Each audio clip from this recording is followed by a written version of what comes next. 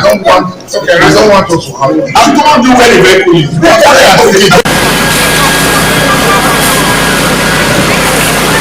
The truck was actually coming from Ring Road. It missed a step. So as it was trying to gather itself, it fell.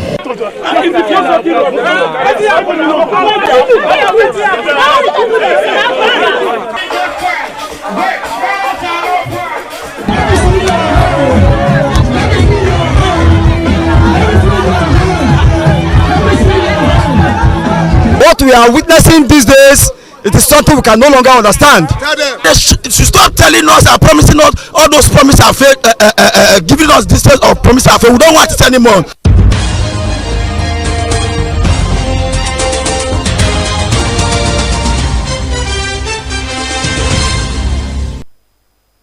A very good evening and thank you for joining us on BeeTv Major News at 6, reaching you live from Benin City, the state capital.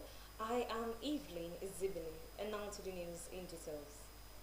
In a proactive move to guarantee a peaceful, secure and credible electoral process, the Edo State Police Command has hosted political candidates, party chairmen and key stakeholders for the signing of a peace accord ahead of the August 16, 2025 House of Representatives and Senatorial by-elections. BeeTv News correspondent reports that the event took place at the Nigerian Police Edo State Command Headquarters, Benin City, bringing together representatives of candidates, political party leaders, community chiefs, security agencies, and members of the press.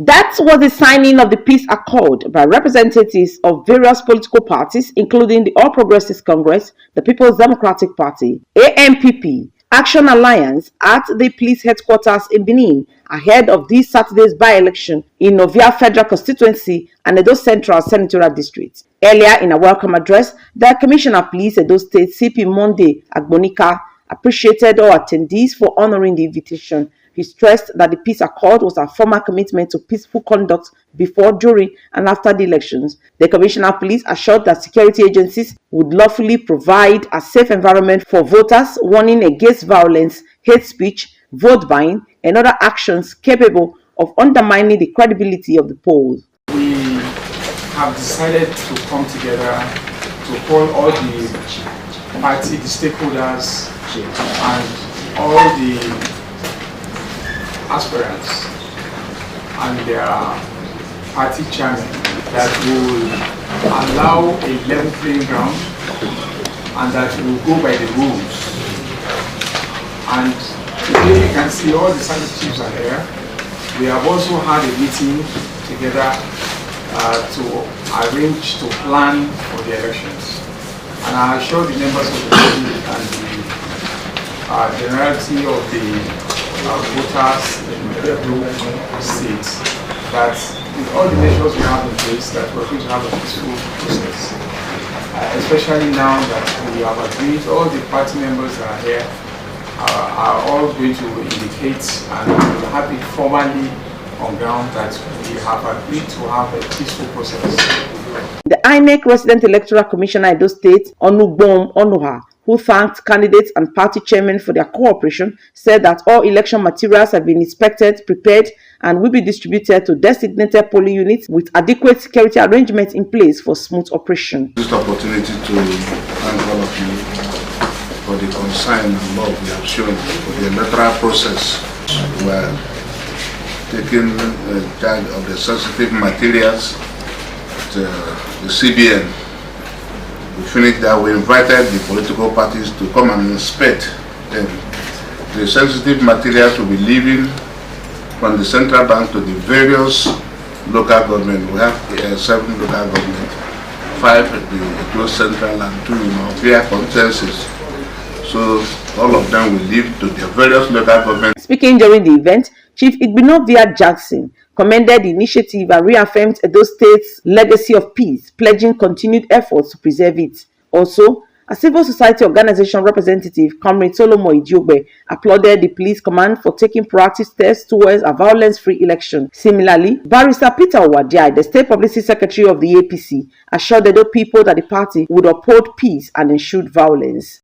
I advise them to keep peace, no trouble, no debt, toggling, vote buying to be abandoned. The Commissioner of Police concluded by reiterating the command's readiness for the August 16 by-election, affirming that security personnel have been strategically deployed and that the peace accord signing serves as a public commitment to peaceful participation from all involved. The Edo State Police Command are fully ready for the senatorial and House of Rep election that will take place on the 16th of August 2025. We have deployed over 7,000 personnel. Most of whom are personnel serving in Edo State. We also got support from the force headquarters, the Inspector General of Police, IGP, Kayode Adeolu Egbetoku, PhD MPM, has been magnanimous enough to send us 4 units of mobile policemen to support our manpower for these elections. And we also got support from the zone, from Zone 5. And so I can say that with that number of personnel, we are able to cover all the polling units. This landmark agreement reinforces Edo State's stance on upholding democratic values and maintaining public order, while demonstrating the collective resolve of political actors to ensure a credible and violence-free election. Best Orator, reporting for BeeTv News.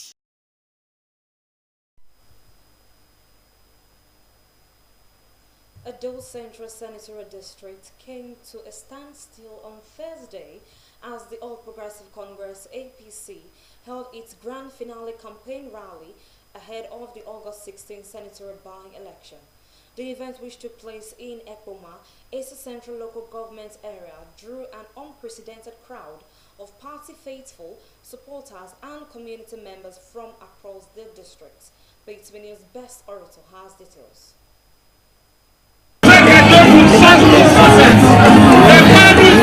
The rally was a show of political strength with all major APC stakeholders in attendance. Reassuring Esan people of more development, Governor Monday Okpebholo, who has been in the forefront of the Honorable Joseph Ikpia campaign council, noted that former Governor of Edo State, Godwin Obaseki, was never interested in developing the state. He said Edo people are now amazed at the unprecedented development that has been taking place in Edo State since he came on board. He told the people to support and vote for Honorable Joseph Ikpia this Saturday, expressing the confidence that he will complement government's efforts in developing Edo Central Senatorial District. It is no longer means that Joe Ikpia is our candidate. We will all come out vote for Joe. We are not here again to start campaigning. We are here for the one that you have done before. We are here to say thank you for Saturday that is yet to come. On Saturday, we will vote this man. This Joe Ikpia is the best man for the job. Speakers at the event, who include the former governor of Edo State and senator representing Edo North Senatorial District, Senator Comrade Adams Eric Oshomole, Speaker Edo State House of Assembly, Right Honorable Blessing Agbebaku, former Deputy Governor of Edo State, Comrade Philip Shuaibu, member representing Esa Northeast and Esa Southeast Federal Constituency, Honorable Prince Henry Ojanose Okoje, member representing Esa West, Esa Central, and Igweben Federal Constituency, Right Honorable Marcus Onobu, Secretary to Edo State Government, Umar Musa Ihilo Esquire, Chief of Staff to the Governor, Malam Gani Audu, Deputy Speaker of the All Progressives Congress in Edo State, Honorable Sylvester Aigbobo, Coordinator, Office of the First Lady of Edo State, Mrs. Edesili Anani Okpebholo, the Managing Director, Board of Technical, Vocation, Education and Training, Mrs. Onome Briggs, and others all urged the people of Edo Central Senatorial District to turn out en masse on Saturday to vote for the APC candidates, promising that victory for the party would guarantee effective representation and accelerated development for the district. state. They emphasized unity, peace, and vigilance during the electoral process, assuring voters that the APC remains committed to delivering on its mandate. The speaker at the event reaffirmed the progress made so far within the 9 months into Governor Monday Okpebholo's administration and praised ASN people for the overwhelming support. This election is about, it has two main important reasons why ASN people must vote APC on Saturday. The first is that as a by-election, the great people of ASN land has opportunity to reaffirm confidence in the governance of Edo State through your own son, the one and only, a man of very few words, minimum words, maximum wisdom, in the person of Monday Okpebholo. You need to pass that vote of confidence on Saturday.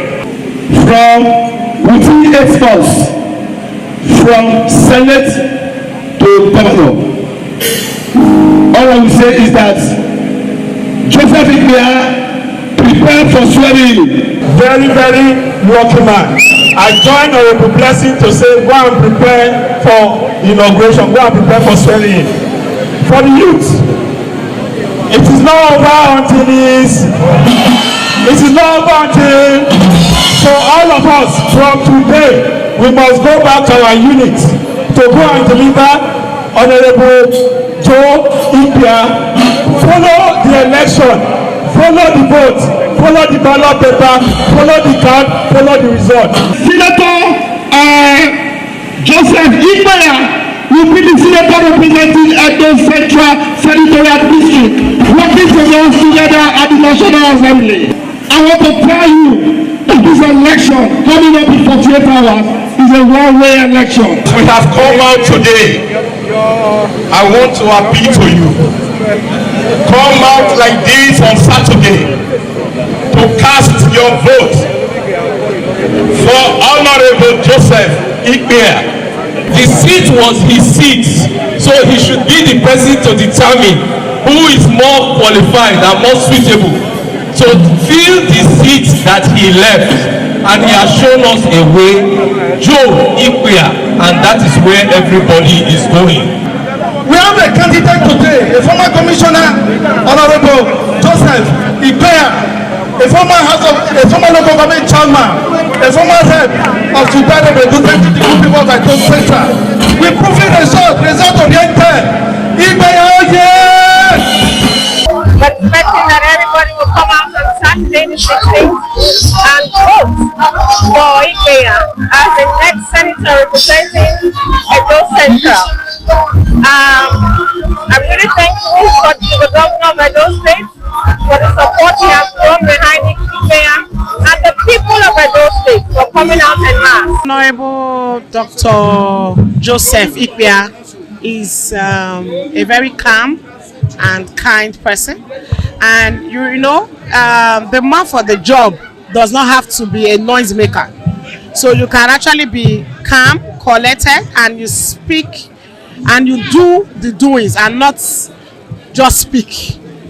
And just like our governor, Senator Monday Okpebholo, who speaks less but is doing so much. So I'm expecting that it's going to be a landslide win for him. He doesn't have an opponent. The rally featured energetic music, cultural display, and thunderous chants of party slogans reflecting the high spirit and determination of the crowd.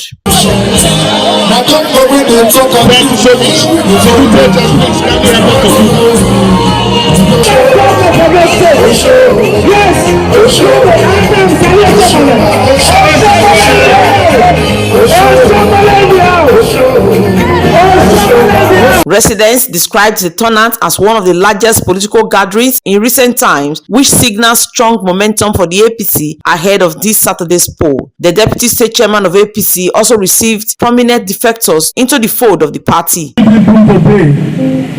is the symbol of our party. Blue means unity. In the name of God the Father, and of the Son, and of the Holy Spirit. Amen. APC. 6PM for Senate. Thursday's grand finale of the APC in Ekpoma, Eastern West local government area of Edo State, reinforced the party's confidence and its resolve to secure victory in Edo Central Senatorial District by election. Best Orator reporting for BeeTv News.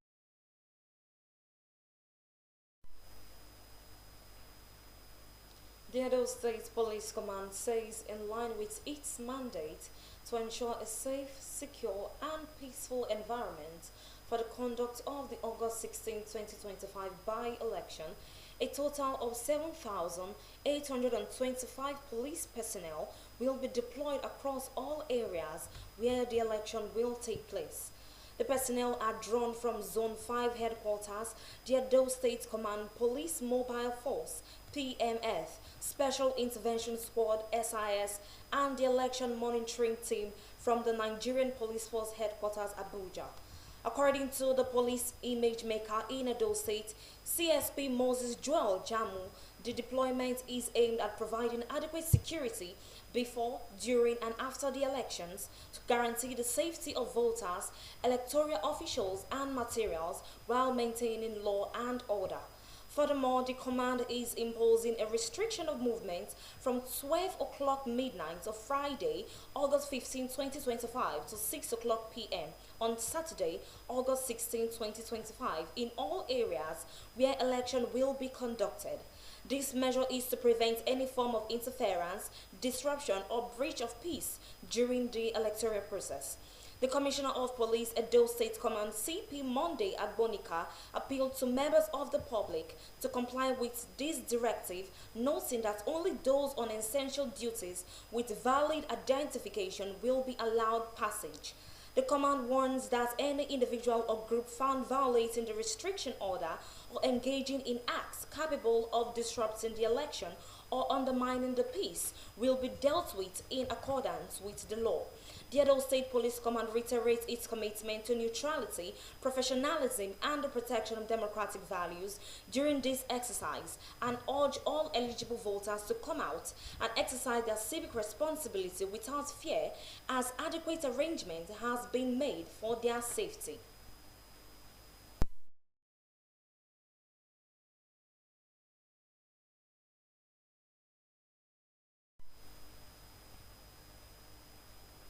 The federal government has declared a 7-year suspension on the creation of new federal universities, polytechnics, and colleges of education nationwide.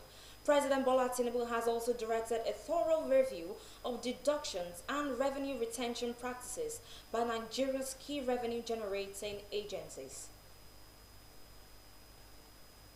President Bola Tinubu's target of achieving a $1 trillion economy by 2030 is still on course. He is deliberate in ensuring it is not truncated and also closely supervising the implementation of policies that will stimulate economic growth. The President has now directed the economic management team to focus on spending efficiency by emphasizing the critical role of savings in catalyzing investment and growth. The cost of collection by revenue agencies such as customs, FIRS, and others will now be reviewed. Also, a reassessment of the 30% NNPC management fee and the 30% frontier exploration deduction by NNPC based on the Petroleum Industry Act. The issue of review of the deductions from the Federation account, costs of collection by FIRS, customs, NUPRC, NIMASA, and others, to look at the appropriateness and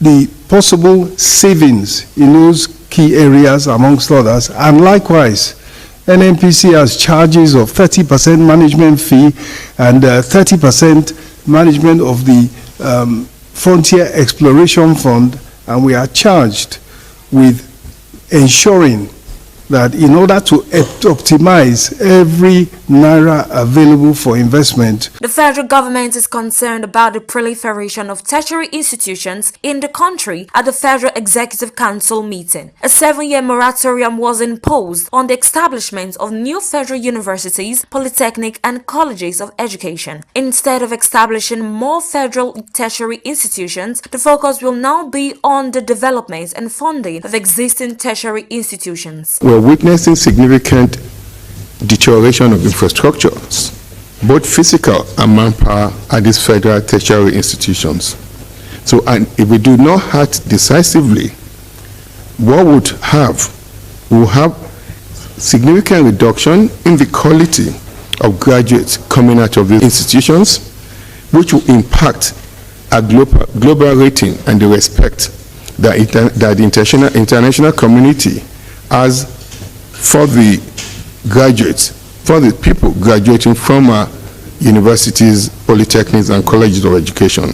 Memos were also approved for the Ministries of Works, Power and Transport. The Minister of Works disclosed the federal government's plan to hold a constructive engagement on the reconstruction of some critical bridges in the country. He also announced approval for the review of the 152-kilometer Kano-Castino road. Review of 152 kilometers of roads that is sliced into two sections by the previous administration, Kano-Castino road. The first section was awarded in 2013 for 14 billion and reviewed to 24 billion by the previous administration. And so due to the realities of time, this 74.1 kilometer is reviewed to 68 billion. We have a total funding 2024 appropriation budgetary is 6 billion. And 2025 is 34 billion. President Bola Tinubu's message to his Federal Executive Council was clear: to achieve a minimum growth rate of 7% by 2027 and optimize every available resources to sustain the momentum and finance the country's growth trajectory, especially in a time of global liquidity constraints. Evelyn Zibli reporting for BeeTv News. The Nigerian Customs Service has announced increased reliance on intelligence to enhance compliance, combat smuggling, and ensure accurate declaration within the country's trade sector. This was disclosed by the controller of the Federal Operations Unit, Zone A, Mohammed Shahadi, during a press briefing in Lagos on the unit's recent enforcement operations.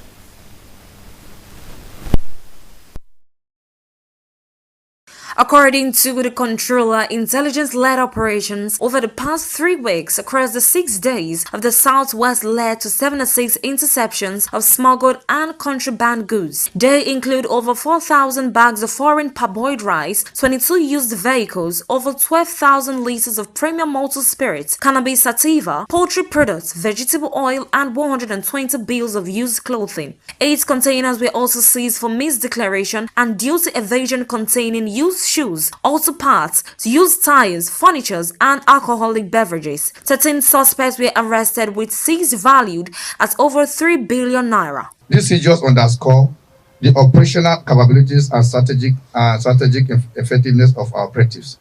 They also reinforce our unwavering resolve to dismantle smuggling networks and confront economic saboteurs whose action threaten national security and undermine the fiscal policies of the federal government. Between July 18th and August 12th, the unit recovered nearly 48 million naira through demand notice on infractions. Controller Shaub Habib stresses that while enforcement is crucial, legitimate trade will be supported, but only within full compliance with customs law. We continue to scrutinize questionable declaration, correct undervalues, and issue demand notices where necessary. While we maintain vigilance against smuggling and fraud, the FOA remains a strong partner in trade facilitation. We continue to support legitimate trade through intelligence-driven operations that strike a balance between scrutiny, enforcement, and economic growth, ensuring that lawful traders are not unduly hindered in the process. The seized cannabis was handed over to the National Drug Law Enforcement Agency for further actions as customs vows to sustain intelligence-led enforcement to protect the economy from illicit trade. Evelyn Izibili reporting for BeeTv News. Open manholes around the Benin metropolis have raised concerns among motorists and commuters who lamented the dangers and risks they pose to road users. BeeTv News' Sergei Agbo reports that the motorists and commuters are calling for the urgent replacement of the manhole covers to prevent further accidents.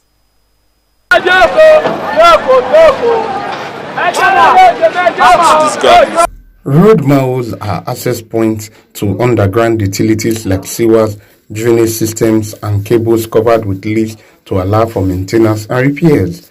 Over time in Benin City, these miles have been left open following the theft of their mental covers by scavengers, popularly referred to as iron pickers.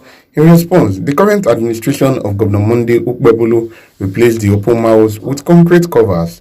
However, a closer look at some major roads, including Ring Road, revealed that some miles are still open.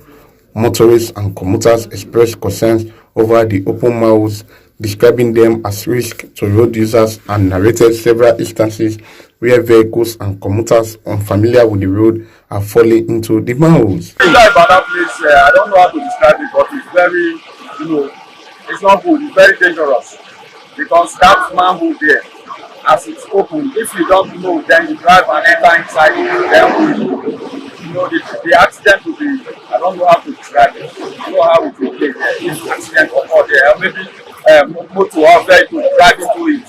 Where have you of short cars, strike and night yes. And so that what is the best company that funeral, what they call it to the street, or the top floor, or the mineral break.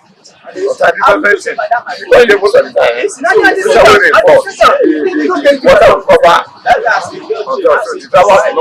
The motorists and commuters appealed to the government to replace the mile covers with a well-structured resistant materials that cannot be easily removed by scavengers, thereby preventing further accidents. Government should take notice of all those things and try to fix it so that it will protect life of a man, because that is their responsibility. It is hoped that the government will swiftly respond to the call of the motorists and commuters to cover the open miles around the Benin metropolis. Osarogie Agwebo reporting for BeeTv News. Rice, a staple in most Nigerian households, has seen unstable pricing in recent months, leading to growing dissatisfaction among consumers and low patronage for dealers. The price of rice has continued to show significant fluctuations in recent months, sparking dissatisfaction among both consumers and rice dealers. BeeTv News Favor Kolawole reports. The price of a bag of rice, which surged in late 2024 to between 120,000 naira and 140,000 naira, saw a significant drop in June 2025 to as low as 68,000 naira and 75,000 naira. However, prices have since rebounded, with the current market rate climbing back to 98,000 naira per bag. 97,000. How much is it? Before that, it's 97,000. Some dealers said that the price fluctuation has negatively impacted their businesses, as buyers are increasingly reluctant to make purchases, waiting instead for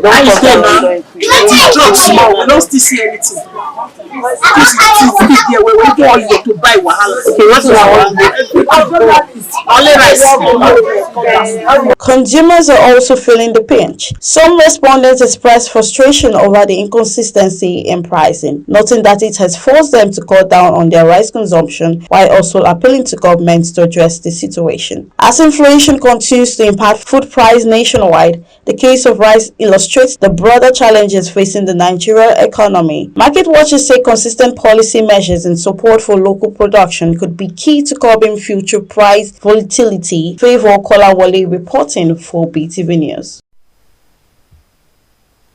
Labor leaders and experts are urgently calling for workers to diversify their resources of income to cope with the rising cost of living.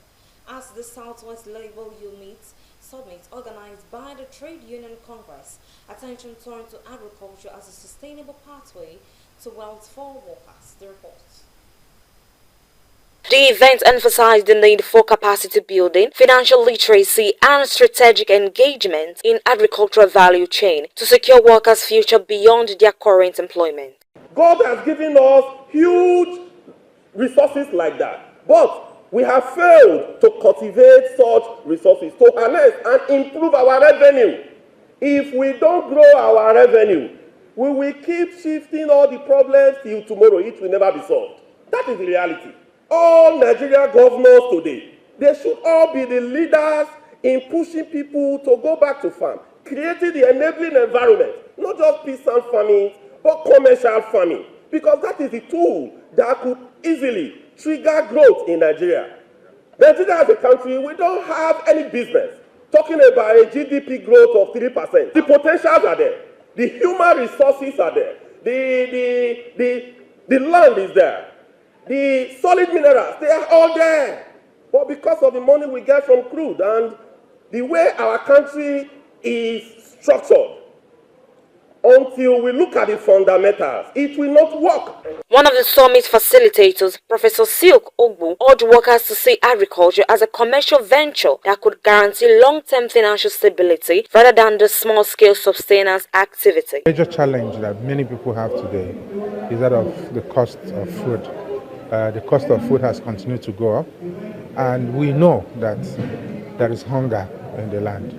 If we can interest members of this union in looking for opportunities in the agricultural space, I believe that will not only help them to expand the revenue stream that they have or that they can have, will also help them. They will also be helping the country to supply more food and even help the government to achieve its goal of making Nigeria, a country that exports food. Amidst practical workshops, mentor sessions and actionable roadmaps, the summit aims to help workers transition from traditional employment into profitable agricultural ventures. This ensures they are not just prepared for today's challenges, but positioned to thrive in the economy of the future.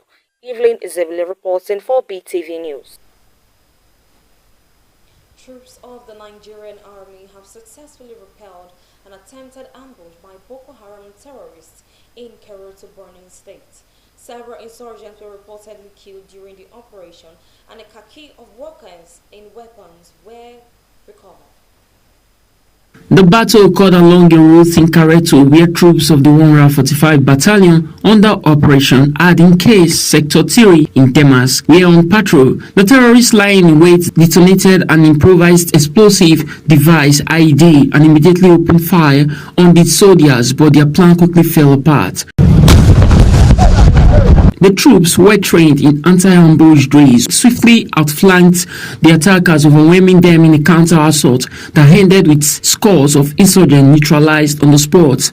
After securing the area, the soldiers made several recoveries, including a PKT automatic anti-aircraft machine gun, an AK-47 rifle with 4 loaded magazines, a large catch of 7.6262 ammunition, and 2 armed grenades. They also found motorcycle communication equipment, blankets, and other supplies, all believed to have been used by the insurgents in a separate operation in Yobe State. Troops of the 233 Battalion, working with the Civilian Joint Task Force under Sector 2, engaged the terrorists at Sasawa village. 2 more insurgents were killed, and weapons, including AK-47 rifle and 23 rounds of ammunition, were recovered. Military analysts say this latest operation highlights 2 key points. First, the effectiveness of rapid counter-ambush tactics in high-risk environments, and second, the continued need for intelligence-led patrols to intercept threats before they escalate. Operation Ardent troops, described by commanders as resilient and highly motivated, continue to sustain aggressive offensive aimed at denying insurgents any freedom of movement, gradually shrinking their operational space in the northeast. With each of these engagements, the Nigerian military says it is not just defeating insurgents in battle, but also dismantling the logistics and morals that keeps the fight ongoing. Freeman Osawe reporting for BeeTv News. Minister of Health and Social Welfare, Professor Ali Pate, has reaffirmed the Bola Tinubu's administration's commitment to strengthening Nigeria's primary healthcare system. He emphasized the government focus on ensuring that essential vaccines reach every Nigerian child, underscoring the importance of equitable access to healthcare. Professor Pate met the Vaccine Alliance Gavi and its partners, where he emphasized that significant progress has been made with the introduction of malaria and HPV vaccines. Professor Pate commended the partnership for helping Nigeria strengthen its health system and expand access to life-saving vaccines. Of over $11 billion for our replenishment, which is funding that would have been the total cost of our Gavi 6.0 strategy. We were able to secure $9 billion US, which was really a tremendous achievement, and we're very happy with that outcome. It was not the full cost of the Gavi 6.0 strategy, however. And as such, following the replenishment, the board convened a meeting to recalibrate the strategy. And I wanted to ensure that you had full visibility into what some of those recalibration discussions entailed. Agenda here, I think the base has been built, but it needs to be sustained and it needs to be resourced over time, technically, financially. On the government side, we've tried our best to continue to prioritize these issues, and that remains. And so in that context, your successful attempt at replenishment for Gavi 6.0 in the context when it was done, the global context where there are so many other competing priorities, so many other shifts, the fact that you were able to raise 9 billion, I think says a lot as to the confidence of the world on the agenda that you have tried to do and what you have done in the past. So I know that President Bola Ahmed Tinubu himself added his voice.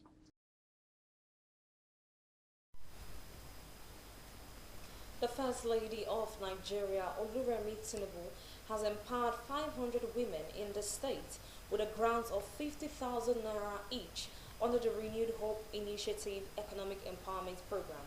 The initiative was carried out in partnership with the Tony Elumelu Foundation to support women's economic growth and financial independence.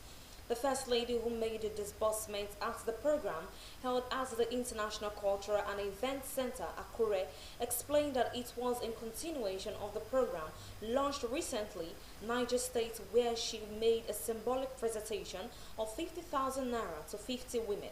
Mrs. Tinubu is represented by wife of Ondo State, Governor Oluwaseun Ayedatiwa, said the program was to support 18,500 women entrepreneurs with business recapitalization grants across the 36 states, including the Federal Capital Territory. The State Commissioner for Women's Affairs advised the beneficiaries to make the First Lady and Governor's wife proud by improving their businesses. Spirit of our women traders and small-scale business who wakes up each day determined to provide for their families, educate their children, and uplift their communities. Ondo State's women, 500 of them, will be benefiting directly from the Renewed Hope Initiative Women Economic Empowerment Program. This grant is to assist them in the small businesses recapitalization. That is, in their businesses, in whatever they are doing, they are to add this grant to make judicious use of all the grants you get here. At the RHI initiative, that's the Renewed Hope Initiative of the First Lady, Senator Oluremi Tinubu of Federal Republic of Nigeria, is very, very good. It is encouraging. It shows that she remembers the people of the grassroots. What is important is for us to use it to touch further lives and to also encourage them to use the small seed. The Director General of the World Trade Organization, Dr. Ngozi Okonjo-Iweala, has urged the federal government to establish social safety nets to support poor Nigerians facing difficulties as a result of ongoing economic reforms. Mrs. Okonjo-Iweala spoke with State House correspondents after a meeting with the President at the Aso Villa in Abuja while commending the president for the economic reforms including petrol subsidy removal and the unification of the foreign exchange windows. She said the government must put social safety nets in place for Nigerians to cope with economic realities.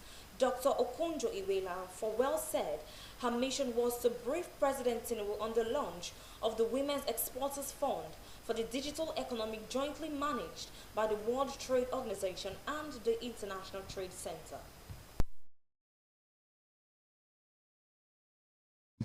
Thanks to Mr. President for making the time. We came to brief him about something very joyful that we did today with the help of the First Lady. We launched a Women Exporters Fund for the digital economy. And the idea is to help support the economy and support women to be able to weather the storms of the economy and be able to create jobs for themselves. So we think that the president and his team, and we just exchanged with him, have worked hard to stabilize the economy. And you cannot really improve an economy unless it's stable. So he has to be given the credit for the stability of the economy. The Inspector General of Police, Kayode Egbetukun, has hosted a special assistant to the President on ICT development and digital innovation, Tokoni Igoin, along with a delegation of prominent figures from Nigeria's financial technology sector at the force headquarters in Abuja. The visit focused on strengthening collaboration between the Niger Police Force and the fintech industry in combating cybercrime and enhancing national cybersecurity. Delegates pledged their full support for the IDP's vision of leveraging artificial intelligence and other innovation to boost policing operations and secure Nigeria's digital space. The Inspector General of Police expressed delight at the fintech sector's demonstrated commitment to working closely with the Nigerian police force in safeguarding both physical and digital frontiers. In a related development, the IGP also received PhD holders and postgraduate researchers of the Center for Peace and Security Studies Alumni Association, Al Hakim University, Ilorin, Kwara State, at Force Headquarters Abuja. The consortium of researchers were colleagues of the IGP at postgraduate school.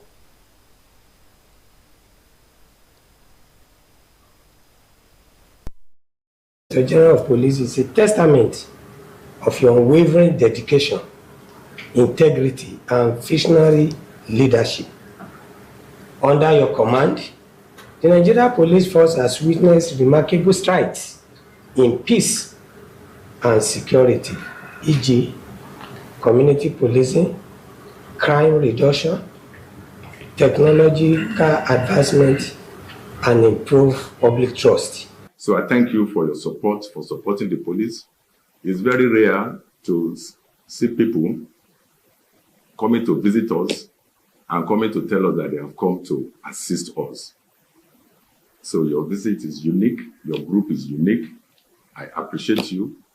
And I want to also thank you for acknowledging and appreciating what the Cybercrime Center has been able to do to help your business and promote your business. And now to the business news. The federal government has cleared over 2 trillion naira in outstanding capital expenditure obligations from the 2024 fiscal year.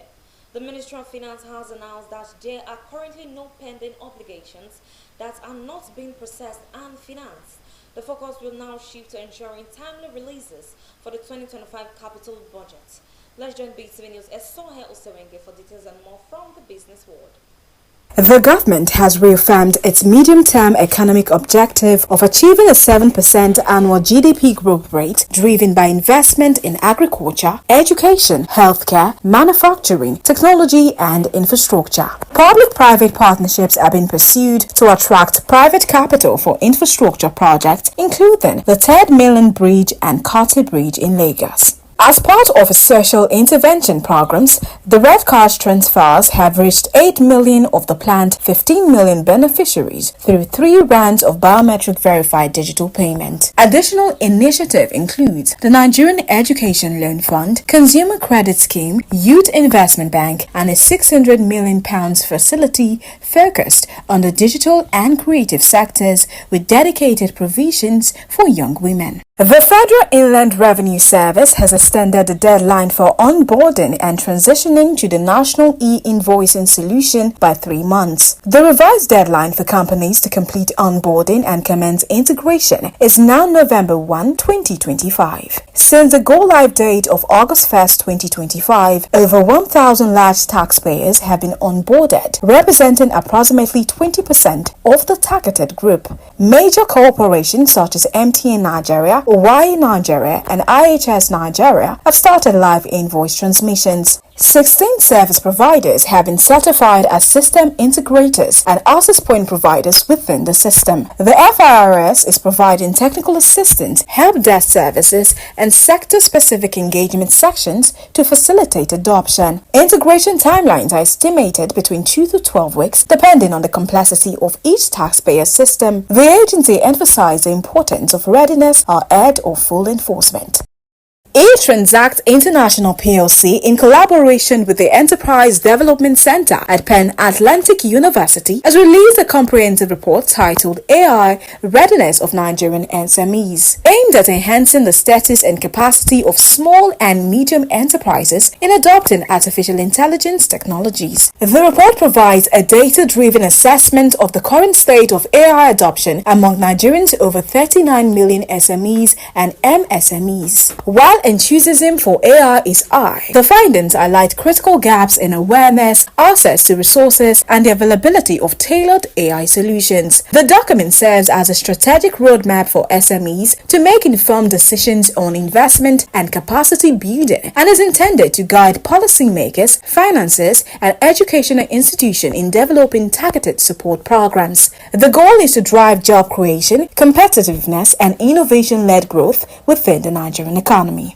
The Chartered Institute of Bankers of Nigeria has unveiled the agenda for its 18th annual Banking and Finance Conference scheduled for September in Abuja, with global virtual participation expected. The conference theme is The New Economic Playbook, the intersection of banking, policy, and technology. The event is expected to host over 10,000 banking and finance professionals from across the globe. It will serve as a platform for regulators, policymakers, industry leaders, and academics to deliberate on the evolving dynamics of the financial ecosystem. A pre-conference event titled Unlocking Next-Gen Potentials in a Digitally Disruptive World will focus on mentoring and empowering young banking professionals. The conference aligns with CIBN's mandate to build capacity in the banking sector and promote sustainable financial development. And with that, we have come to the close of the business news segment for tonight. I am Esoe Osemege, reporting for BeeTv News.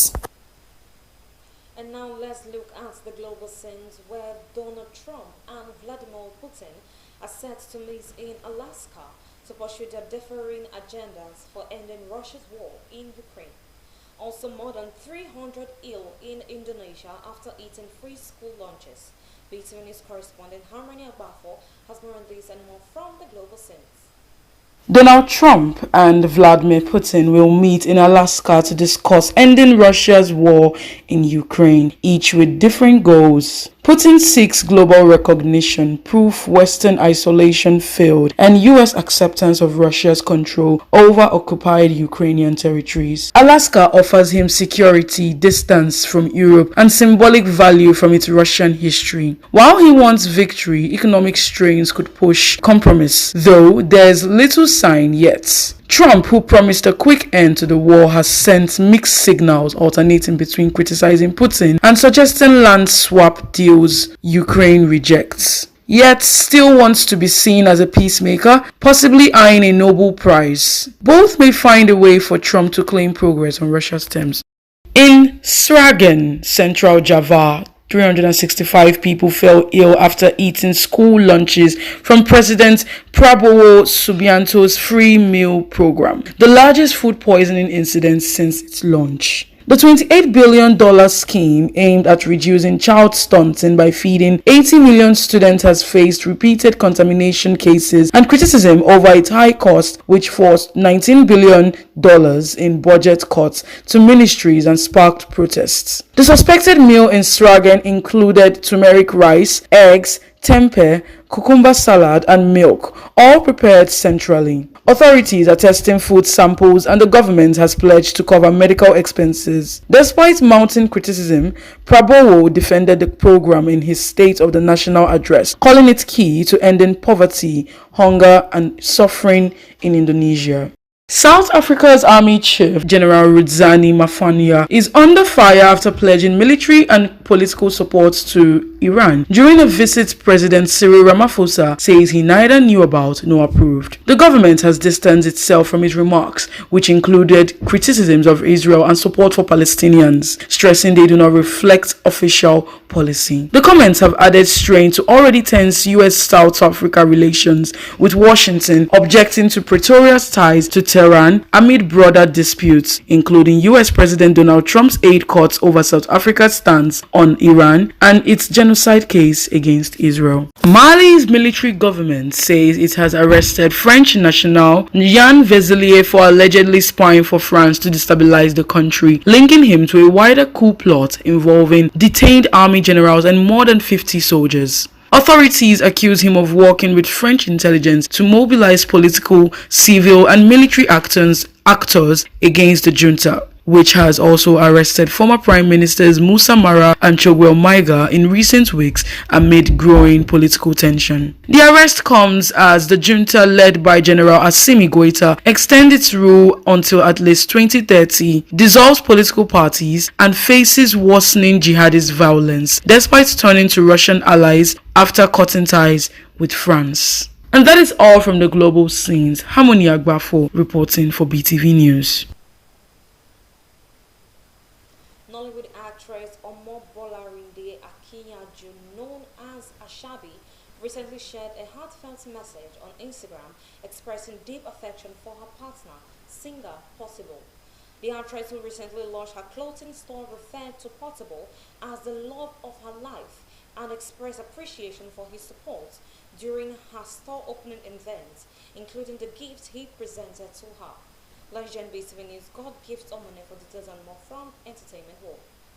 Despite their history of public disputes, Ashabi affirmed her love for the artist while acknowledging her hesitation to express her feelings openly due to fear of public criticism. In recent months, she has consistently shared romantic content with Portable, including flights, videos, and celebratory posts. Their relationship has faced turbulence, notably in June, when Portable accused Ashabi of attempting to turn his wife against him and seeking social media attention.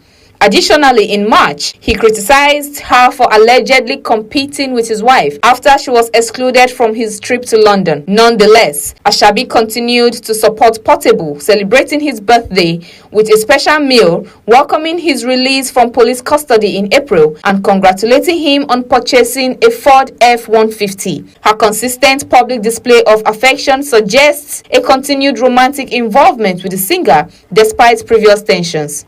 In another development, Yoruba Nollywood actor Seun Osundiya, popularly known as Seun Confirm, has died following complications arising from benign prostatic hyperplasia (BPH), commonly known as enlarged prostate. He passed away on Wednesday, with the news confirmed by colleagues in the industry. Seun Confirm was known for his roles such as Osole, Eruaye, Ajoke Akpesin, and Mr. Jericho. He also worked as a film producer and master of ceremonies and was gaining recognition for his versatility in the Yoruba film sector. The actor's colleagues have taken to social media to mourn his passing. His death has shocked the film community, especially given that he was reportedly in communication with friends just days prior. His death marks a significant loss to Nollywood, where he was considered a rising star. Dangote Cement PLC has issued an official statement following a serious accident involving one of his trucks and Mrs. Ruth Otabo, the sister of reality TV star Fina. The incident occurred in Awuchi, Edo State, and resulted in the amputation of Mrs. Otabo's leg. According to the company, senior officials and members of its insurance team promptly visited the scene and coordinated with law enforcement. They also visited Mrs. Otabo at the Irua Specialist Teaching Hospital to assess her condition and provide immediate support. Dangote Cement has pledged full medical care and appropriate compensation for the victim. The company stated that the actions align with its corporate welfare policy. The incident drew widespread public attention after it was brought to light by FINA via her social media platforms. British singer Kat Burns has released a new single titled All This Love, marking her second preview from her forthcoming album set to be released in Autumn 2025. The song follows the January release of Girls, a sapphic anthem, and continues her signature exploration of emotional depth and personal experience. All This Love addresses the theme of grief, framed as unspent love redirected into new avenues. The release comes ahead of a performance at All Points East Festival on Saturday, August 23rd, where she will perform alongside artists including Raye, Jade, Doechii, and Tyler. Following the success of her previous album, Early 20s, the new single and upcoming appearances continue to establish Kat Burns as a prominent voice in the contemporary British music scene. And that is it from the entertainment world. Gosgift Omone reporting for BeeTv News. And lastly, on today's headlines, former president of the Nigerian Football Federation, NFF, Amaju Pinnick, remains optimistic that the Super Eagles will secure a ticket to the 2026 FIFA World Cup, despite their overwhelming understate to start the qualification campaign. Let's join BeeTv News, Freeman Osawi, on this and more from the sporting world. Manchester City are gearing up for a new season with hopes pinned on Phil Foden rediscovering the form that came from the 2023-2024 Footballer of the Year award. After a stellar campaign with 27 goals, his was followed by the Club World Cup offers signs of resurgence. Foden's 100th goal for City a standout strike in a 4-3 loss to Al Hilal hinted at a return to his peak. With Kevin De Bruyne's departure, Foden is no longer seen as the Belgian successor but as a unique talent ready to lead. This could be a defining season for the Stockport-born attacker, especially with the 2026 World Cup in view. Much rest on how Guardiola utilizes him, but one thing is clear: the best version of Foden is right up there with the very best. Super Eagles star Samuel Chukwueze could follow in the footsteps of his compatriot as his agent reportedly meets with Turkish top brass. Samuel Chukwueze's future looks set to shift away from Milan as his agent holds face-to-face meeting in Istanbul with Turkish giant, while Fulham intensify interest from England. With his role at San Siro diminishing and the Super Eagles connection waiting abroad, the winger may be on the move sooner rather than later. The streets of Istanbul are buzzing, but not for the usual reasons. This time it is because Samuel Chukwueze's agent are in town, reportedly holding direct meetings with both Besiktas and Fenerbahce. Teenager Victoria Mboko will face Naomi Osaka in the final of the Canadian Open after defying the odds to upset former Wimbledon champion Elena Rybakina. The 18-year-old Canadian, ranked 85th in the world, lost the first set and saved the match points in the second before going on to seal a 1-6, 7-5, 7-6 victory in Montreal. Mboko, a wildcard entry for the tournament, will face former world number 1 Osaka on Thursday in her first WTA 1000 final. The Canadian will set to move into the top 50 in the rankings, while they are updated next week, has already beaten Coco Gauff and Sofia Kenin on a remarkable run to the final. And that's it on Sport News tonight. Thanks for watching. Freeman Usawi reporting for BeeTv News.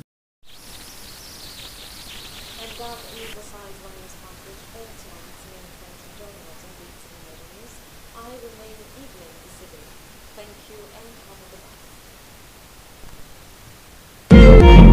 good night.